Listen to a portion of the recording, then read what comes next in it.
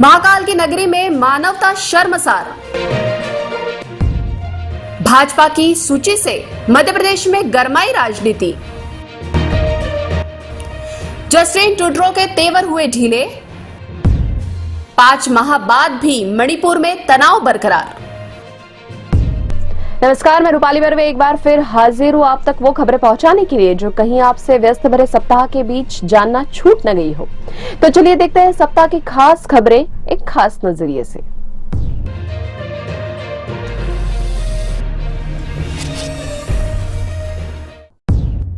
महाकाल की नगरी उज्जैन में एक 12 साल की बच्ची दुष्कर्म के बाद लगभग अर्धनग्न अवस्था में बदहाल सड़कों पर भटकती रही।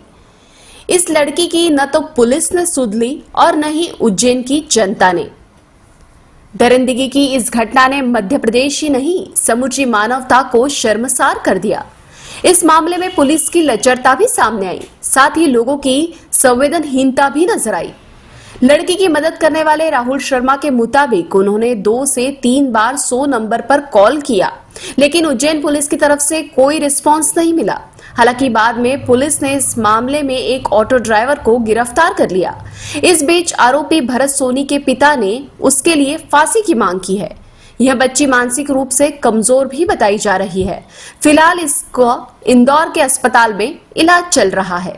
हालांकि मुख्यमंत्री शिवराज सिंह चौहान ने कहा कि उनकी सरकार यह सुनिश्चित करेगी कि उज्जैन में एक नाबालिग लड़की से बलात्कार और क्रूरता के आरोप में गिरफ्तार आरोपी को कड़ी से कड़ी सजा मिले। वहीं कांग्रेस नेता राहुल गांधी ने कहा कि राज्य में बेटियों के साथ दुष्कर्म के लिए सिर्फ अपराधी ही नहीं बल्कि प्रदेश की भाजपा सरकार भी गुनहगार है। कांग्रेस महासचिव और मध्य प्रदेश प्रभारी रणदीप सिंह सुरजेवाला ने दावा किया है कि दुष्कर्म के दौरान दलित समुदाय की इस किशोरी से दिल्ली के निर्भया कांड से भी ज्यादा दरिंदगी की गई। मध्य प्रदेश विधानसभा चुनाव के लिए भाजपा की दूसरी सूची जारी होने के बाद राजनीति पूरी तरह गर्मा गई है। दरअसल भाजपा ने इस चुनाव में 3 केंद्रीय मंत्रियों समेत 7 सांसदों को चुनावी मैदान में उतार दिया है।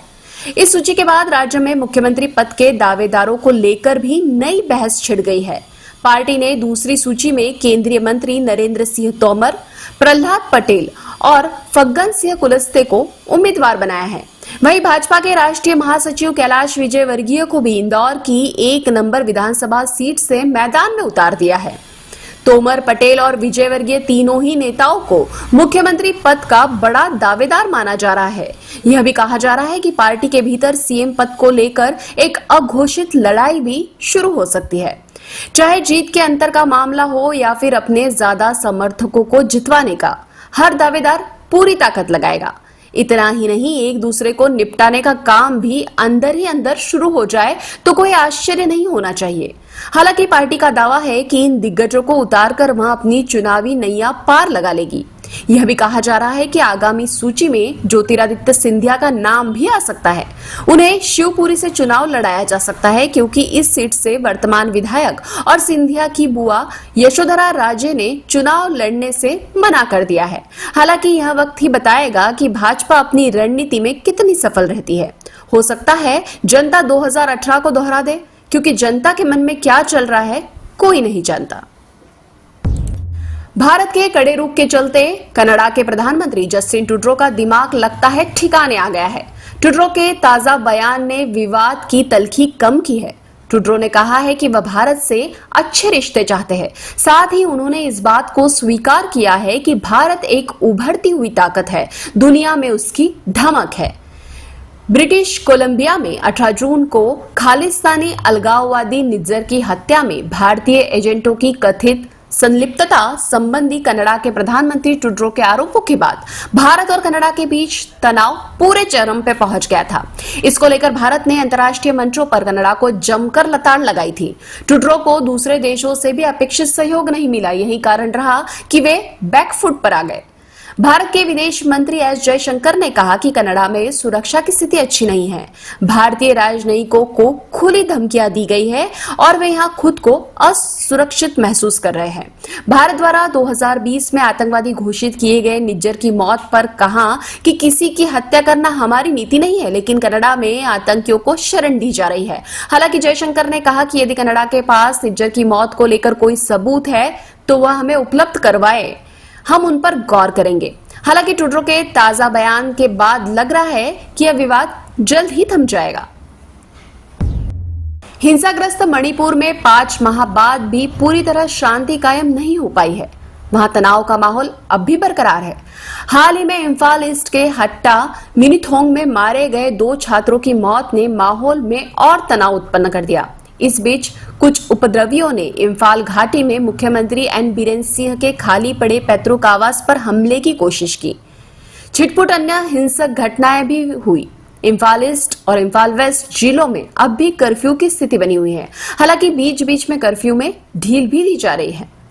मणिपुर में हिंसा की घटनाओं में अब तक 180 से अधिक लोगों की मौत हो चुकी है और सैकड़ों लोग घायल हुए हैं। दूसरी ओर पुलिस शस्त्रागार से लूटे गए घातक हथियार रखने वाले 4 युवकों की रिहाई को लेकर अधिकारियों ने असंतोष जाहिर किया है। उन्होंने कहा कि लूटे गए हथियारों में .303 राइफल, एमएमजी और AK assault rifle, carbine, INSAS light machine gun, INSAS rifle, M16 और MP5 राइफल शामिल है। अधिकारियों के मुताबिक लगभग 4,537 हथियार और 6,32,000 गोलियां गायब है। चुराए गए हथियारों में से 2,900 घातक श्रेणी के थे। मणिपुर में पूरी तरह शांति कब कायम होगी, इसका फिलहाल किसी के पास जवाब नहीं है। अब खबरें संक्षेप में। महिला आरक्षण बिल को राष्ट्रपति द्रौपदी मुर्मू की मंजूरी। राष्ट्रपति की मंजूरी के बाद बिल ने लिया कानून का रूप। मुसीबत में मेनका गांधी, गायों पर टिप्पणी को लेकर इस्कॉन ने भेजा 100 करोड़ का मानहानि नोटिस। लोकसभा और विधानसभा चुनाव 2024 में नहीं होंगे एक साथ। 2029 में संभव है वन नेशन वन इलेक्शन। ये थी वेब दुनिया की खास पेशकश WD नाउ। आपका आने वाला हर दिन शुभ हो, इसी कामना के साथ मुलाकात होगी अगले सप्ताह की सुर्खियों के साथ। तब तक के लिए नमस्कार।